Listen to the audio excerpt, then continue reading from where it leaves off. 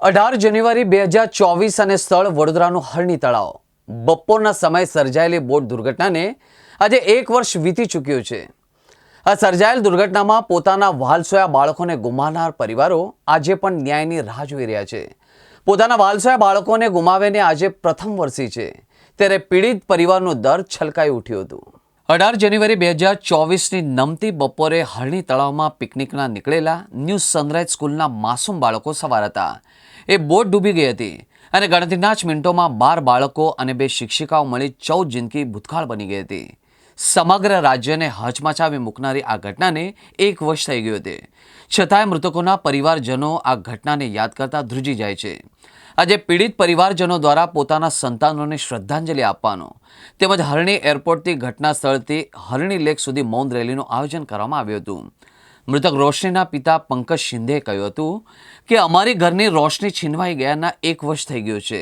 તંત્રની લાપરવાહીના કારણે મારી માસૂમ દીકરીએ જીવ ગુમાવવાનો વખત આવ્યો છે. અમો પરિવારને રાજકીય અગ્રણીઓ સાંત્વના આપીને જતા રહ્યા અને હજી પણ સાંત્વના આપી રહ્યા છે, પરંતુ અમોને ન્યાય મળ્યો નથી. આજે પણ અમો પરિવારજનો રોશનીને ભૂલી શક્યા નથી, ન્યાયની રાહ જોઈ રહ્યા છે. શનિવારે ઘટનાને 1 વર્ષ થશે, હજુ વળતર માટે અમે ઝઝૂમી રહ્યા છે.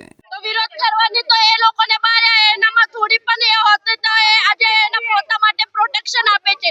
જોઈ શકો છો કેટલા બધા પોલીસ વાળા એને પ્રોટેક્ટ કરી રહ્યા છે.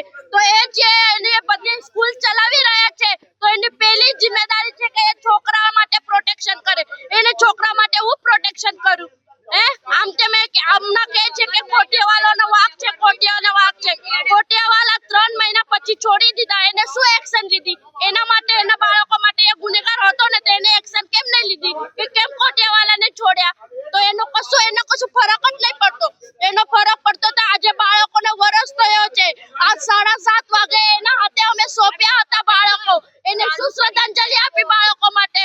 કશું જ નહીં આપ્યું. એ ખાલી પોતાનું રોટલો શેકે છે, બીજું કશું નહીં કરતો, કશું જ નહીં કરતો. એમને સજા કરો તમે. એ જેટલા ગુનેગાર છે, એ કોટિયાવાળા હોય, સ્કૂલ વાળા હોય, એ કોર્પોરેશન વાળા વિનોદરાવ હોય, એ ચૌહાણ હોય, એમને તમે આજીવન સજા કરો તો એમને ખબર પડશે અમે કેવા અમારા દીકરી વગર જીવી રહ્યા છે. પરિવારથી એક મેમ્બર ના હોય તો કેવી રીતે જીવન જીવાય, એ એમને અહેસાસ કરો તમે લોકો. એમને પ્રોટેક્શન નહીં આપતા, એ ગુનેગાર છે એ લોકો. તમે એને પ્રોટેક્ટ કરો છો. આજે 1 વર્ષ પૂરું થઈ ગયું. આ એ સ્કૂલ છે કે જ્યાં અમે પિકનિક માટે બાળકોને છોડ્યા હતા. હવે આમાં ઋષિવાડિયા એ આજે આટલો કાળો દિવસ તોય સ્કૂલ બંધ નથી રાખી, બરાબર છે? 12 છોકરાઓ થઈ ગયા, એમને સ્કૂલ બંધ નથી રાખી. 5 મિનિટ માટે બહાર આવીને અમને જોડે સહકાર પણ નથી આપ્યો કે આપણે 5 મિનિટ માટે બાળકોને મૌન આપીએ. બીજી વસ્તુ કે અમે એ અત્યારે લાસ્ટ ટાઈમ હિયરિંગમાં એમ કે છે કે મારો કશો વાંક છે જ નહીં. આ બધો હરની લેક ઝોનને અમે બાળકો સોંપી દીધા હતા. મારો આમાં કશો વાંક નથી, હાથ એને ઊંચા કરી દીધા છે. એ બીજી જગ્યાએ ખો આપી રહ્યો છે, બરાબર? ને અમને બધાને મૂર્ખ બનાવી રહ્યો છે. અમારા જે બધું કાંડ તો હરની કાંડ થયા પછી એ સ્કૂલ વાળો એવું કે છે કે મારા બાળકો છે પણ એ રમત કરી રહ્યો છે, અમારી જોડે મજાક કરી રહ્યો છે. સાહેબ, આજ એવો ખરાબ દિવસ હતો ને, આજ જેવો સમય હતો કે મેં બાળકોને લાસ્ટ ટાઈમ જોયા અમે.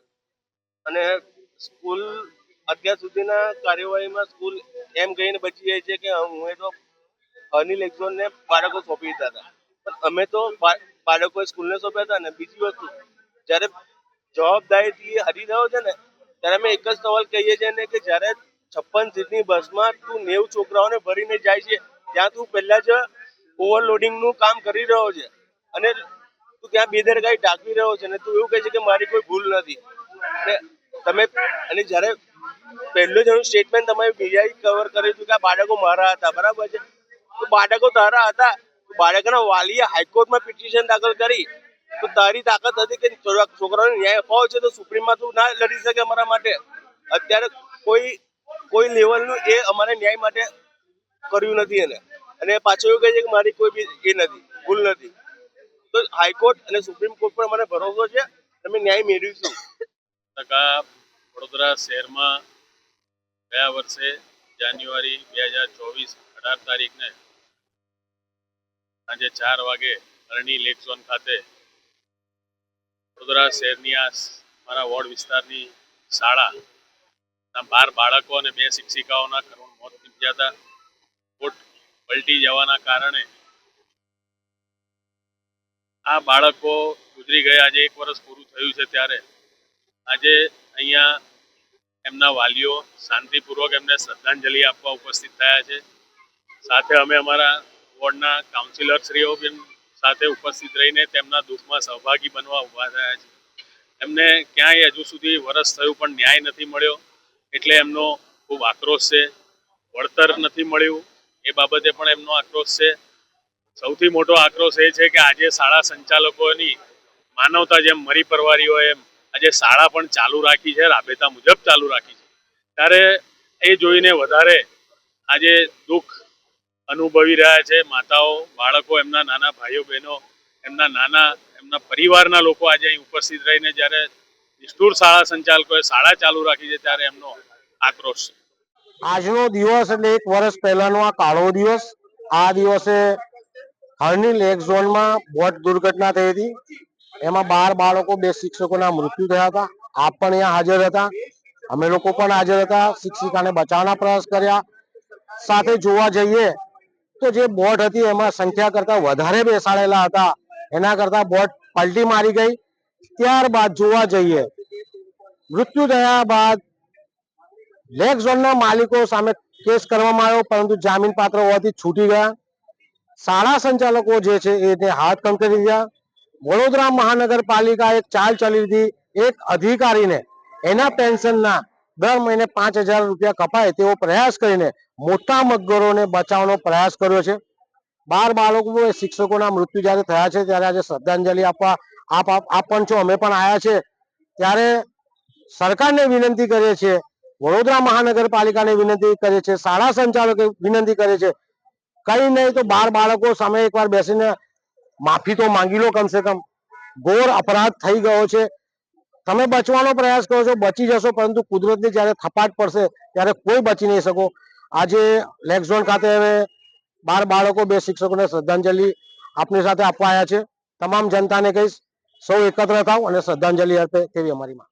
આ દેશમાં ગંદી રાજનીતિ અને ગંદા લોકો જ્યારે શાસન પર બેઠા હોય, સત્તા પર બેઠા હોય, ત્યારે તેમની વાતને ઉજાગર કરવાની આ લોકશાહીની અંદર આજે કોંગ્રેસ પાર્ટી દ્વારા એવી રીતના તૈયારી કરવામાં કે 1 વર્ષના દાયકા પછી પણ જ્યારે ઉચ્ચ ન્યાયાલયથી પણ હુકમ થયો હોય તો આ વહીવટી તંત્ર પર બેઠેલા સત્તાધીશો, અધિકારીઓ અને રાજકારણીઓ આ લોકોનામાં માનવતાના નામે શૂન્ય જોવા મળ્યું છે. જ્યારે ઉચ્ચ ન્યાયાલયે જ્યારે જે વ્યક્તિનું નામ મૂક્યું હોય આઈએએસ અધિકારી તરીકે, જેની જવાબદારીઓ હોય, આ ગુજરાત રાજ્યની અંદર જેના કટકી કૌભાંડોમાં અવારનવાર નામો આવતા હોય, કોર્ટે પણ નક્કી કર્યું હોય, ત્યારે આ બાળકોની હત્યા કરનાર એવા નિર્દય લોકોની ઉપર સજા કરવાના બદલે આજે એ લોકોને જે રીતે પ્રોત્સાહન આપવામાં આવી રહ્યું છે એ આ દેશને નહીં પણ આ ગુજરાતને તમામ રીતે લૂંટી લેવાની પેરવી છે. અને ખાસ કહીશ તો વડોદરાની આ જે ગોજારી ઘટના છે એની અંદર જે આ મોટું તારદાન જે ઊભું કરવામાં આવ્યું એની અંદર ભ્રષ્ટાચાર સિવાય કઈ છે નહીં. અને આ બનાવ એક માનવ સર્જિત હતો. એના પીડિત જે પરિવારજનો છે એ લોકોને પણ આજે 4 લાખ રૂપિયાની જે રકમ મૂકવામાં આવી છે, તો આ બાળકો, આ દેશના બાળકોનું ભવિષ્ય અંદાજ કરવા વાળા આ સત્તા પર બેઠેલા નિર્નમ રાક્ષસી હેવાન લોકોને ભગવાન સદબુદ્ધિ આપે. અને આજે આ બાળકોને પણ અમે ભાવપૂર્વકની શ્રદ્ધાંજલિ આપી રહ્યા છે. સાથે સાથે પદયાત્રા કાઢી વડોદરા શહેર કોંગ્રેસ સમિતિના તમામ આગેવાન કાર્યકરો દ્વારા અમે આજે અહીંયા એમને શ્રદ્ધાંજલિના ભાગરૂપે અને એમના ન્યાયના હક માટે પદયાત્રા કાઢેલી. આજે જ્યારે હરણી લેક ઝોન બોટકાંડ જે થયો હતો એને 1 વર્ષ પૂર્ણ થયું છે. તમામ મૃતકોને અમારી ભાવપૂર્ણ શ્રદ્ધાંજલિ છે. તમામ પરિવારો સાથે અમે એમની દુઃખની આ ઘડીની અંદર સાથે છીએ. પણ જ્યારે વાત કરવામાં આવે કાયદા કાનૂનથી, તો કાયદા કાનૂનથી 1 વર્ષ પૂર્ણ થઈ ગયો છે. હજુ સુધી કેસની અંદર કોઈ આગળ વધુ સુનાવણી થઈ નથી. અને જેટલા બી આરોપીઓ છે તે તમામે તમામ આરોપીઓ આજે જામીન ઉપર બહાર છે. અને એક આરોપીને તો આ લોકોએ હજુ નામ જ નથી લખ્યું, જે મુખ્ય આરોપી હતો એને. એટલે ક્યાંક ને ક્યાંક ન્યાય કરવામાં બી આ સરકાર નિષ્ફળ ગઈ છે. અને હું તો કહું છું કે હજુ બી સમય છે, સરકારે ફાસ્ટ ટ્રેક કોર્ટની અંદર આ કેસ દાખલ કરવો જોઈએ અને જલ્દીમાં જલ્દી આ લોકોની સુનાવણી થવી જોઈએ, તાકી કે જે મૃતક બાળકોના પરિવારોને ન્યાય મળવો જોઈએ.